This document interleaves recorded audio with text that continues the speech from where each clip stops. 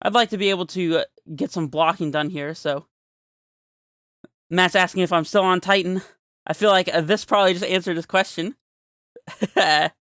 Perhaps with the Dryad ability letting us float blue from our cavernous holes, we might be able to play Gruul Surf enough times to pick up and transmute TWest and still cast Titan on turn 3. I don't know, that would require some math that I'm not going to do at the moment. Hello and welcome, guys. We are currently 3-0, that's right, with this Hive Mind Amulet list. We're here to see if we can get this list published in the 5-0 dumps. That would be amazing. But, admittedly, if we don't manage that, we've already managed to get 3 wins, which is enough to go infinite, quote-unquote, so to speak. So, even if we just lose the next 2 rounds, we'll still have fun while we're doing it, and be able to get our value back. So, no pressure here. Who knows? We still got 1 more round ahead of us, so let's go ahead and jump in and get paired against Dredge again. Well, that was fast. We'll hop on in here. We're playing against MHayashi. How's it going, Matt? If you guys don't know, MHayashi is also a content creator here on the YouTube platform, so who knows if this is going to be something that he's recording. I'm recording, though, so of course he's playing Obosh Prowess. And, I mean, we have a Amulet Grazer plus Titan kind of hand. Against Prowess, it might actually be correct to lead on the Grazer, but obviously we're keeping this. We'll see how this plays out. I believe recently MHayashi has been messing around with some Learn tech. There's a 3-mana Lightning Bolt Learn card, if I'm not mistaken. See if he's still on that. Valakut Stoneforge. So for those of you who do not know, Matt likes to test various, I guess, anti-flooding measures, like Valakut Awakening, the Temple lands, some of the cycle lands. I forget, Forgotten Cave, I believe, is the name of the cycle land. Let's see. So if we lead on Amulet here, we can play turn 2 Azusa land Grazer and go up to 5 mana, but that would be 1 short of Titan. So I think it's fine to just lead on Grazer to put in TWest here. So if we Grazer out TWest, then play Amulet land, we would still be short. So I think it's pretty negligible, and I'd like to be able to get some blocking done here, so... Matt's asking if I'm still on Titan. I feel like this probably just answered his question.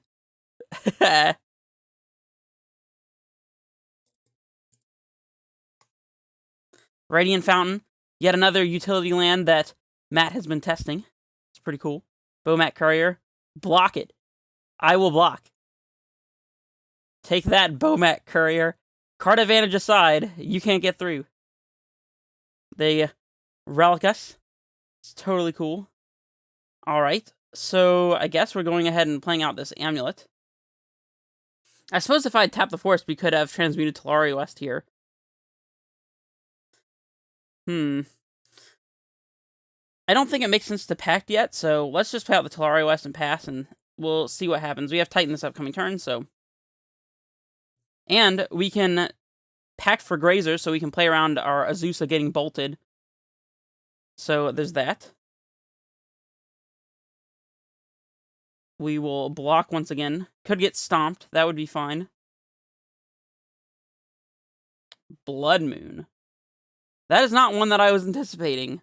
Definitely should have been, but I wasn't thinking about that one at all. I guess now we can just Pact for Dryad and slam it and hope that it stays in play. So I guess that's what we're doing. If we get double bolted, we lose, and that's just how it goes sometimes. Play out a Growth Chamber here for value. And I guess the Sanctuary as well, so we can play around main deck Pillage, which I don't know if that would be a thing that is realistic, but it could happen. We will exile this Summoner's Pact, of course. Setting up to cast Titan in 2 turns. Not this upcoming turn, because we have to pay for a Pact trigger. And we're dead. Coolio. Well, I will say Mono-Red Blood Moon Prowess is not exactly the best matchup. See, Chalice would usually be very good against a Prowess strategy, but Matt's version of Prowess is a little bit more of like a grindier late game kind of strategy. Like, I feel like he could probably deal with Chalice, and I'm pretty sure there's pillages and stuff incoming as well, so I don't know if Chalice is going to be that good, but we'll try it. Explosives as well. Dismembers, maybe.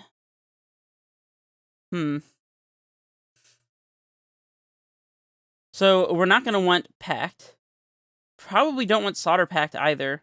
Doesn't even hit Obosh, which would be the main thing that we would want to Slaughter Pact, in all honesty. Bog is irrelevant. Cavern's an untapped green source, so kind of like it. Although we do play 4 Gemstone Mine, so maybe we don't need Cavern here, but... Can we rely on Hive Minding our opponent? is that a realistic thing? I don't know if it is, but I kind of want to do it. We might not ever be able to cast Hive Mind. I suppose if we only had one basic out and a Dryad, then we could still cast Hive Mind through a Blood Moon. Just because Dryad lets the basic tap for any color. It's unaffected by Blood Moon. But I don't know if that's realistic. Also, I just realized that this list is particularly soft to Blood Moon. We only have 2 Windswept Heaths and 2 basic forests for a potential Blood Moon. I suppose we could trim a Breeding Pool, perhaps, so we're not taking as much damage. And maybe 1 Hive Mind. Alternatively, we could board out both Hive Minds and bring in, like, Swan Song for the Blood Moon. I don't know if I like that, though. I'm not sure how good Swan Song is. Like, we could counter a Stomp with it so that our opponent can't cast the Giant off of it. We could counter various instants and sorceries like Flame Slash, and Lightning Bolt. But I don't know how good that is. I guess we definitely want Force and Rex Stage for Blood Moon. I don't know what I'm doing over here. I'm wasting time. Let's trim 1 Summoner's Pact, I suppose, and yeah, we'll run it this way. We'll play more of a traditional main deck here, I suppose you would say. We'll play first. Well, we have a turn 1 Amulet, turn 2 3-drop kind of hand.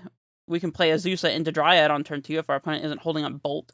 So, I mean, I guess we're going to try it. We still need to top deck a Titan here, but perhaps with the Dryad ability letting us float blue from our Cavernous Holds, we might be able to play Gruul Surf enough times to pick up and transmute TWest and still cast Titan on turn 3. I don't know, that would require some math that I'm not going to do at the moment. Because we have to get there first. Who knows, maybe our Azusa and or Dryad will have been killed by that point, so... Definitely rewarded for keeping in the Cavern here, as this untapped source for turn 1 Amulet is quite nice. Probably playing Cavern Naming Giant here as well. Just so that we have guaranteedly enough green sources to get to Titan, assuming we don't get Blood Mooned, so... I think that makes sense. And we will, of course, slam our Amulet here and pass. See if our opponent has the 1-drop Prowess creature. Temple of Epiphany. Like I said. Oh no, they're representing blue spell. Whatever will we do? Alright, let's play out our 2 2-drops here and go from there. Of course, we're picking up the Gruul Turf here. Azusa first.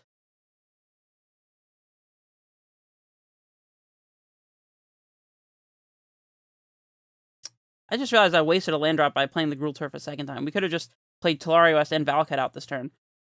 I guess actually by doing it this way we can play the 3rd 3-drop, so I'm going to do it. If we get Blood Moon before we find a Titan, that's just... I mean, that's just what's going to happen. Play out the Valakut here, I suppose. Pass it back. We've got the mana, so now we can do some math. These can both be blue sources thanks to Dryad, so we can play 1, 2, 3, 4, 5 land drops for 10 mana, plus the 2 from TWest is almost certainly enough to Titan our opponent, so let's see. Can we leave red and white floating? I don't think so. I don't believe that we can. Because we need both of these to be blue sources, so... Let's start by playing out this bounce land a couple times.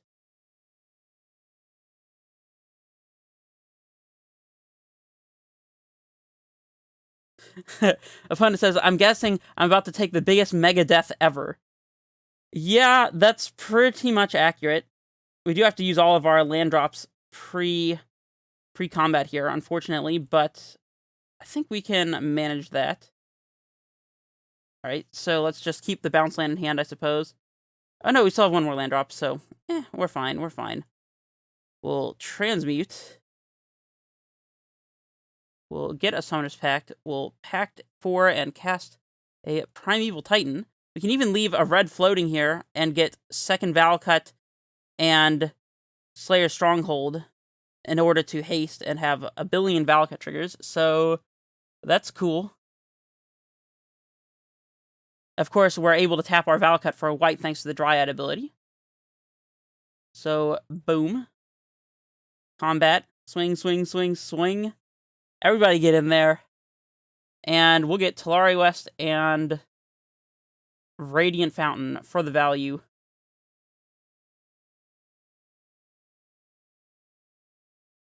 We still have a land drop remaining, so we're good. And the game has ended. Sorry, Matt. Had to do it to you. Well, I guess that hand turned out being pretty good. We did draw the TWest. No, I think we had the TWest the whole time, so maybe we just had enough mana to do the Titan thing. Maybe that hand was already a turn 3 Titan. I was hoping for 2 more Valakuts. I was thinking about getting 2 more Valakuts, but I decided it would probably be better to play around some stuff and get a TWest instead. Although, I guess he would have to kill both Dryads for us to lose our own Pat Trigger there, so. Alright, so. Yeah, I just don't think the Hive Mind plan is reasonable. We don't even want to be casting Summoner's Pact, as we'll probably die to our own Summoner's Pact.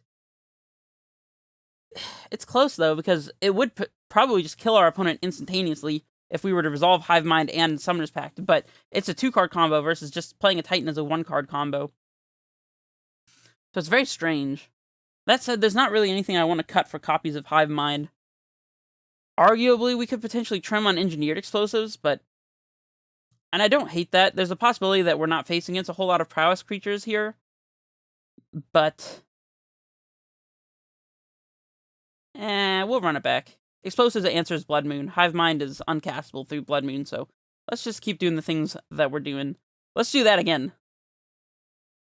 I don't know if we can call this much of a Hive Mind deck if I keep siding out the Hive Minds. Well, they disconnected. It's okay. Matt will be back. I have faith.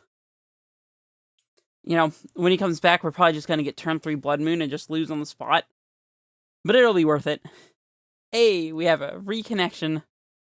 Hurry up and get back in here, Matt, so we can die a turn 3 Blood Moon. Come on. Chop, chop. I've got other matches to lose today. Come on. Alright, we see a hand. It's not a fantastic hand. No basic land. We do get to potentially play Chalice on one. Especially if our opponent leads on a tapped Temple. That could be quite good. But, no lands. If we do find... I guess in order to find a basic, we'd have to find a fetch before a Blood Moon comes down. Or just naturally draw one of 2 basics. So this Rex Sage is not necessarily helping us a whole lot. In order for this hand to work out, we need to rip basically 2 bounce lands, which is extremely unlikely. I feel like we're supposed to mulligan. Unfortunate as it is. We'll just find another hand with Chalice. It'll be fine. There we go. See, now we got the basics. We got the turn 1 Grazer. Just gotta know that the deck will provide. And... I'm very, very, very scared of Blood Moon. Like, exceedingly scared of Blood Moon. Which is part of the reason why I don't want to bottom a forest. The problem is this Garen Brig, or this Rot Farm, either one, is what's giving us access to Titan mana here. Which is unfortunate. We could bottom the Rot Farm and hope to spike any 2 lands. I think we just have to do that. I think it would be absolute insanity to bottom a forest here, so... I mean, we do have Pact to potentially get Rex Age, but I think we can manage to top deck 2 lands. Turn 1 Forest, Arboreal Grazer, turn 2 Chalice on 1. See what happens. We'll play a Chalice on 1. He'll play a Blood Moon. Then we'll sit here and stare at each other for a little bit until somebody does something. Maybe it'll be us with the Summoner's Pact for Titan. We'll see. Like I said, though, depending on how heavy on Prowess this particular build is, the Chalice on 1 might not even be that relevant, so... At least we know they can't be playing 2-drops, so it's either 1 or 3. Unless we wanted to counter some Bone Crusher Giant flip sides, I suppose. Alright, we see a tap land. Is it time for Chalice to shine? We'll see. Hey, a bounce land too. That is exactly what we wanted to see. I'm not going to expose it just yet, though. I'm just going to go ahead and put a Garen Brig into play. We might draw an Amulet, too. We might just top deck the Absolute Perfects, get to play Amulet into Chalice on 1, and then we'll have a bounce land to go along with it. Turn-1 Grazer OP, what can I say? By the way, even if we draw more Grazers and Amulets, I don't care. We're playing Chalice on 1. We're pretty close to getting to Titan. We're only 2 or 3 turns away. I guess it's not that close, but still.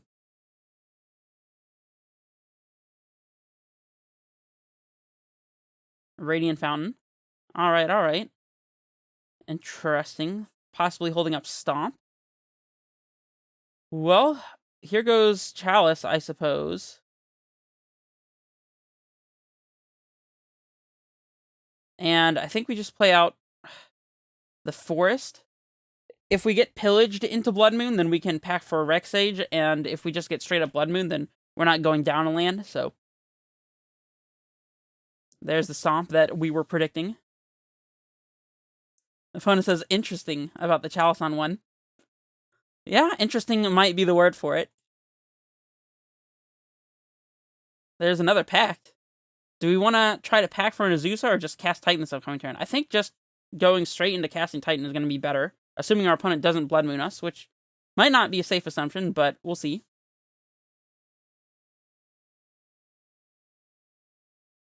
I'm not sure that Blood Moon would really be that bad for us. We'll take our free block of 2 damage here. Another Seasoned Pyromancer. Well, here comes Primeval Titan. Oh, they're holding up a 1-mana interactive spell. What can we do about it? Ooh, and now we don't even have to Summoner's Pact. Well, that pretty much just seals it. We'll get another basic, at least, in order to help us play around potential Blood Moon shenanigans. Oh, wait, we don't have another basic. What am I saying? I guess we'll get Vesuva copying a basic in that case, since it will be a basic under Blood Moon. And I guess just a Valakut, since we already have double Summoner's Pact. We just want to set up our Dryad being good, so we'll do that. Pass it back. They can't even double bolt our Titan, as neither bolt will resolve. Yeah, I mean, we have the plan.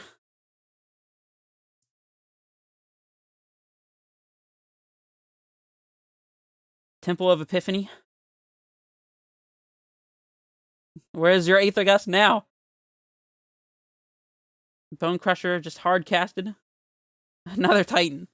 So let's see. If we pack for Dryad, attack, get second Valakut, and something else, we'll get 4 triggers. We can do 1 here, here, and here. And then they can't kill our Titan. Yeah, so I think that it's fine to just go ahead and pack for Dryad here. We'll play it. Ooh, we could actually even cast another Titan into this board. That seems like a pretty good prospect. Yeah. Well, kill a Bone Crusher. We're the ones crushing bones now. Pick up the Forest. Play the Forest. Kill a Seasoned Pyromancer. We'll float some manas. Activate a Garenbrig. Play a Primeval Titan. Just the absolute crushing curve here. Totally fine. Don't worry about anything. This is totally normal. Get some Gemstone Mines into play, because heck yeah. And these can all go upstairs at this point. Always yes. And hit yes over here, because you have to hit yes twice, obviously. Go in for the combat. Swing with the Titans. Get some more lands. Let's just get 2 more Gemstone Mines. Is that lethal? Let me make sure. We'll be getting 4 Valakut triggers. Yeah, that's lethal. Boom. Gemstone Mines for days. Alrighty. Well. Good games, Matt. Yeah, so let's hop back to the details here. Whoo! We are 4-0, baby, with Hive Mind Amulet. Can you believe it? Also, hopefully, Matt's side of the match will be recorded on YouTube, so we can see if this Chalice of the Void did any work. I have no clue. It could have been that our opponent had 2 dead 1-mana spells in hand, or it could have been that the Chalice was doing nothing but making us feel good. Who knows? I didn't even notice what they were discarding with the Seasoned Pyromancers. Maybe they were pitching their dead 1-mana spells. I don't know. I should have been paying attention to that, but... Anyways, that was a fantastic match. If Matt's side is posted, I will post a link to it in the description below. And yeah, I will see you guys for match 5, where hopefully we can get this 5-0. But we'll see more on that one later. This is Red Face Menace, signing off.